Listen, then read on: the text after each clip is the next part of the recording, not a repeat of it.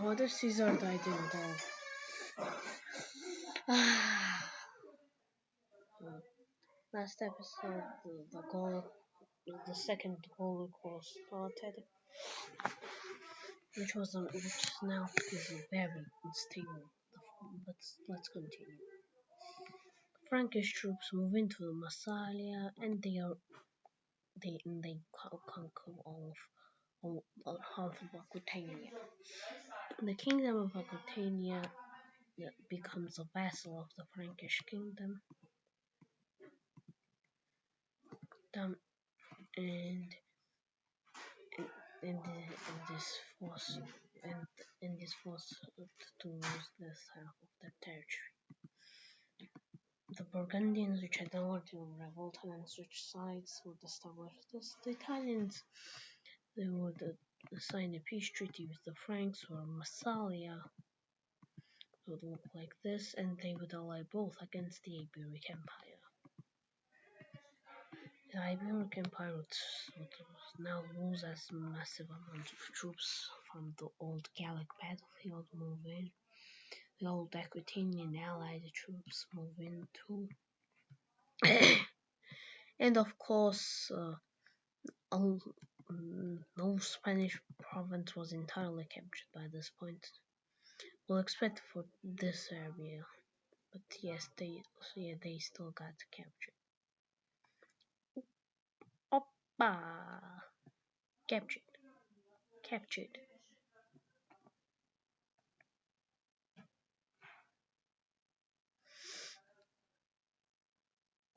As you can see, the Iberic Union is already collapsing, so the Iberic Union collapses.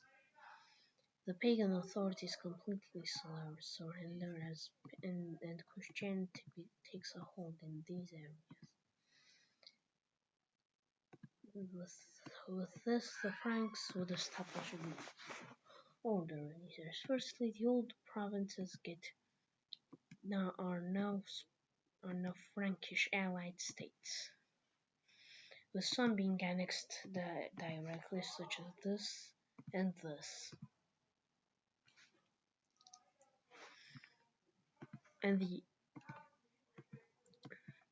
Now, of course, the peace treaty might cause something called a Cold War.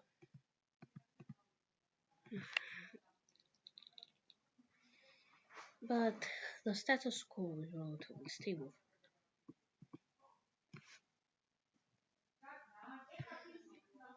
With the devastating wars in the east. I mean, this video will be short, but still. The devastating wars in the east, the formation of the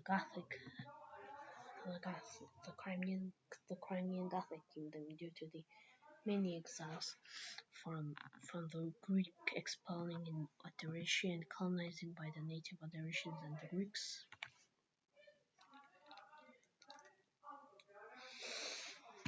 Will cause some tensions. Now, the Second Armenian War, there would be a Second Armenian War here. The Second Armenian War would be a war between the Greeks and the Persians. Persians can't do anything so against this Greek invasion, as the Zoroastrian kingdom is barely works. It's already a part of Persia, and the Armenians have very good relations with the Greeks. Even that kingdom had good relations. So with Armenia being united, the Greeks just stopped this war, as they don't want to escalate it even further.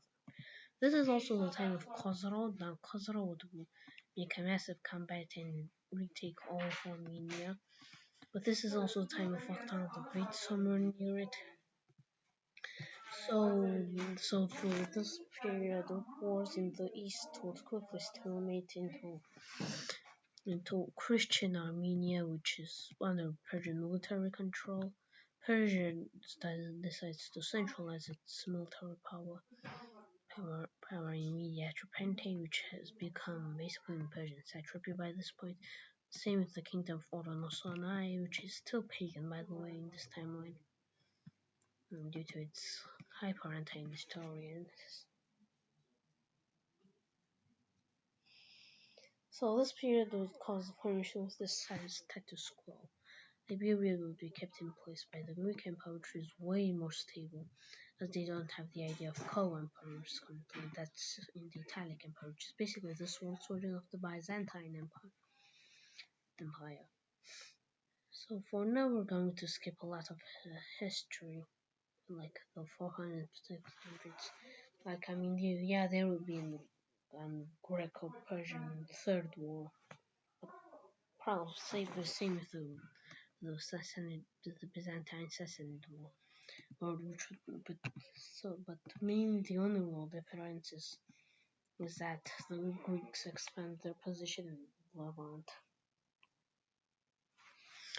until the rise of Islam, which still rises in this timeline. The Nabatean kingdom, which somehow survived to this point, does not control Mecca, by the way. Mecca is somewhere. No, Mecca is here, and Medina is somewhere on the border. And then the caliphate quickly starts up being here, moving up here, yada yada yada, doing what historically did, and boom bam boom, Hashemite Caliphate established. They quickly conquer this area, which is mainly Jewish by this point, I think.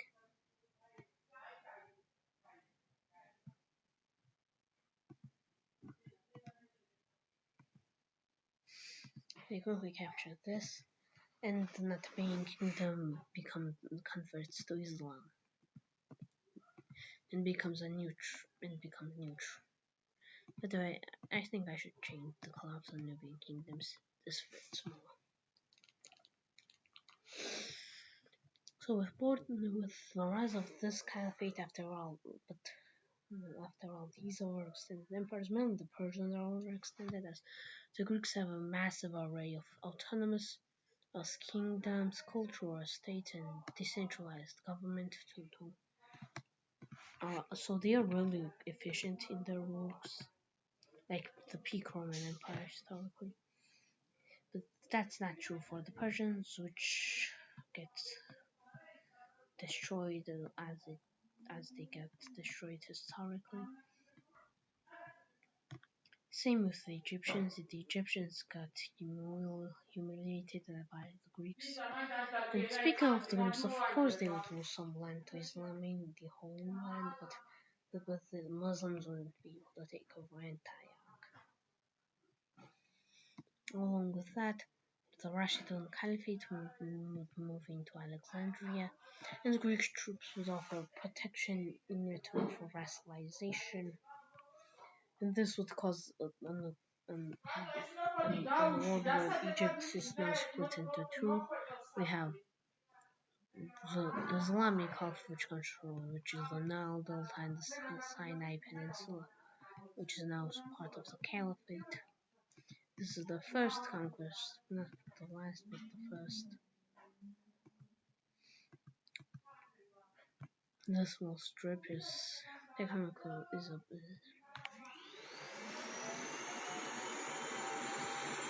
and the Kingdom of Egypt, due to its disconnectivity, splits into two.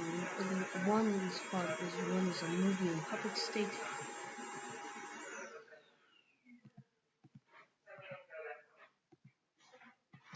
The other one is a Greek puppet state.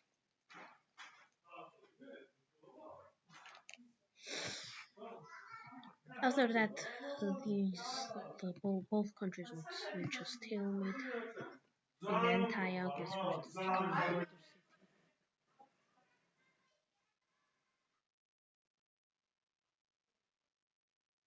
I don't know if the Jews would be even expelled, but probably there would be large amounts of prosecution against them.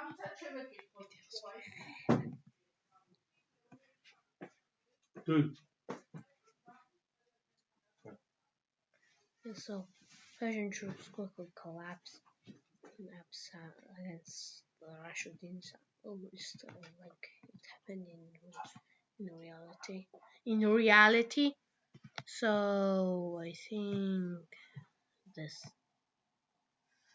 So eventually, with more troops on the east, the Rashidun Caliphate would have a greater hold over the east, and would have a stronger rival in the west, most encouraging faster competition, and they wouldn't be as strong to launch as something like the siege of Constantinople, so Greek power wouldn't be as known in the modern days if uh, if the modern day would be something similar. If it, along with that, the Rashiduns most likely captured southern Armenia because they already occupied southern Armenia as seen in the map. So the Rashidun occupation of southern Armenia would cause northern Armenia to become allied to the Greeks and Albania. Speaking of that,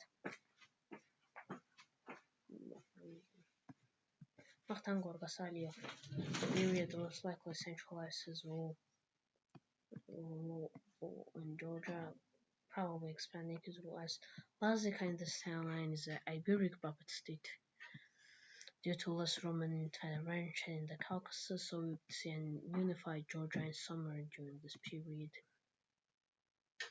but heavily under Greek control. Also, with the power balance shifting in the entirety of Europe, the Franks, who should be really happy with the status quo, I mean, they do have ambitions here, but I mean, that's not the only thing that's ambitions here. As the French rule, the Franks expand into a lot of very good territories.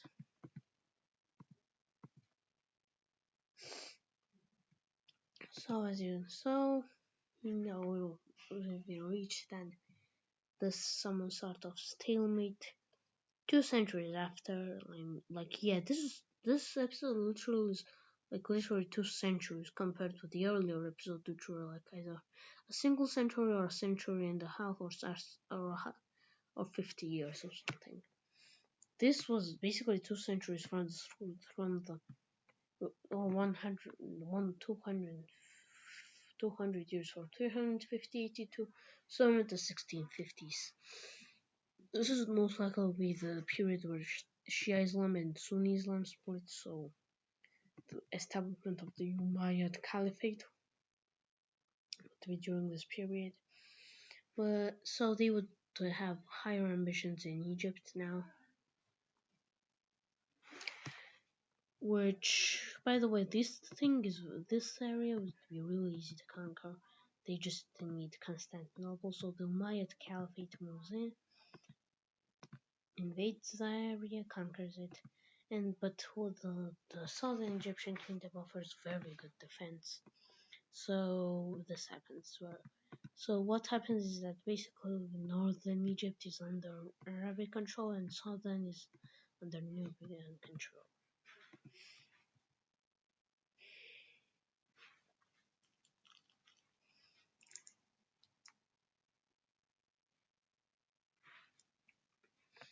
So with the Umayyads to be not that expansionist, we'll end the video.